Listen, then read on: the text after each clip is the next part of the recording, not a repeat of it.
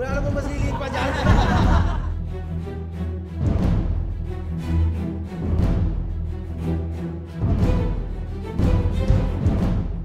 Napakiusapan kita, itigil mo ng pakikipag-isa sa mga militante. Hindi naman siguro masamang makulong nang dahil sa paniniwala. Ang masama, makulong ka nang dahil sa pangawalang niya sa iyong kapwa. Hanggat may diktator, patuloy tayong magkikita sa kanya.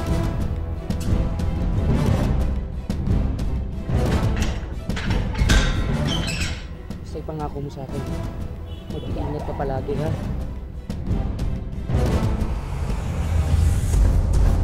May awa ko ang Diyos.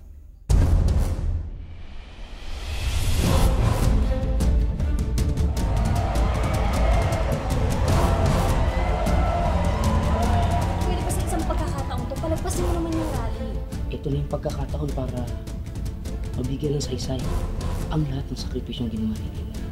Ang ganda ng view, pare. Si Binay pa. Ngunit mahirap itong sundin. Ang inihiling ko lamang sa inyo ay bigyan niyo ako ng pagkakataong mapatunayan na maaaring magtagumpay ang plano kong ito.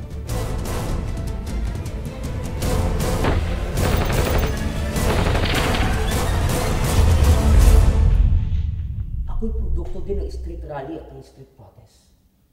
Kung kaya't alam kong karapatan ng bawat tao.